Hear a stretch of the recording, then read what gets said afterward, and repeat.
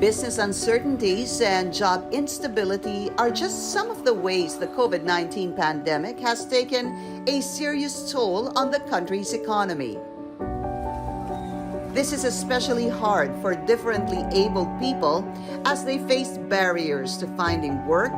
Nung pumasok po yung 2020, nagkaroon na po di pa ng series of lockdown. So, stop din po yung operations namin. So, yung normal na walang kapansanan ng hirapan, at mapakaya yung sektor namin.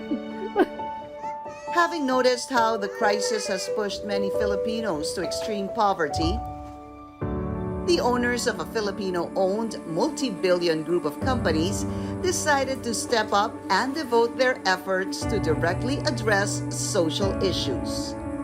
We are expecting na 1 month matapos sana yung lockdown, pero we realize na hindi ito mabilis paano yung tao mo. There's a lot of people na talagang nakadepende yung pangkabuhayan dito sa negosyo namin. Worried, afraid, not for me, pero para dun sa buong mga staff, employees, mga franchisees. Ang lahat ng hard work, sacrifice, binuhos mo dun. And then, dito mo malalaman na kahit anong plano mo, pag yung nasa taas, binago niya lahat, wala kang magagawa. Hoping to find the best solutions to the situation, the men behind this multi-billion company always believed in the old saying that to reach your destination, you should always remember where you came from. That was 2006 pa, no? First outlet ng Siomai King. In the course of 16 years, naging 1,000 plus outlets yan. We have different brands in food industry. In the course of 16 years, we venture in different industries already. Food, we have IT industry, and also we have the health and wellness industry. Everything started after they graduated with a combined capital of just around 40,000 pesos. After 7 years, we started a health and wellness company, which is called JC. Nag-expand kami to Cebu, company-owned, Davao. And then, nagkaroon kami ng Singapore, international na, sa Milan, Qatar, Abu Dhabi, Dubai, Taiwan. And we have created more than 500 millionaires dito sa JC. And malaking tulong rin sa OFW. But as with any other industry, the pandemic has bluntly tested the fragility of their systems. To which the two bravely responded, going online is the key. It's more of a survival. I think yung online franchise is bunga ng we want to fight over yung COVID or live through it. Luckily, yung online franchise natin na-embrace ng maraming mga kababayan natin.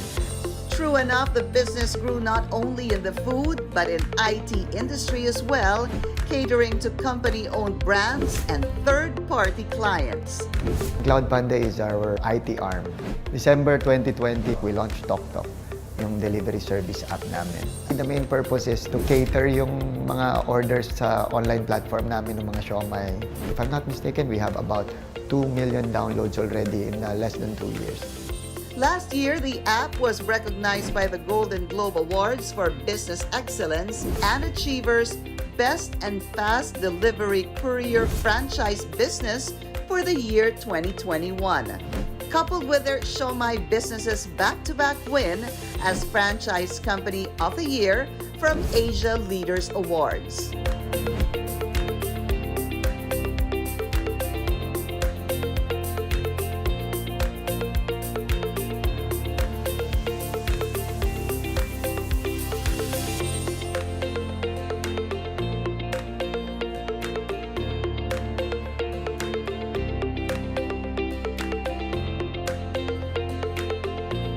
Nagkaroon ako ng principle noon na kung ano yung napapanahon, yun ang negosyong pinapasok mo. At yun yung negosyong ino-offer mo. Pag ganun yung mindset mo, mas marami kang taong matutulungan. In fact, this philosophy further influenced their desire to succeed to be as great as their desire to help others.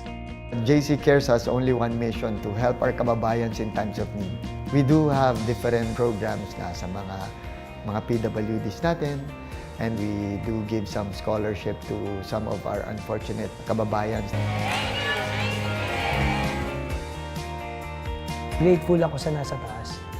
And of course, pati sa buong team na nabigyan ako ng opportunity parang maging channel of blessing sa iba. Hindi mo kailangan maging sikat, hindi mo kailangan maging malaking negosyante. Basta tulong ka lang, may nakatingin sa taas, alam niya yan. Tumulong po sila in terms of yung mga basic needs ng mga PWs, like yung hygiene care, mga vitamins.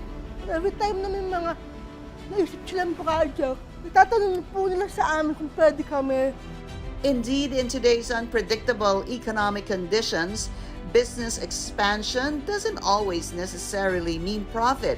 For some, it is a modest way to help more people, especially during these trying times. Siguro yung nasa kalooban namin, bakit we always want to help people.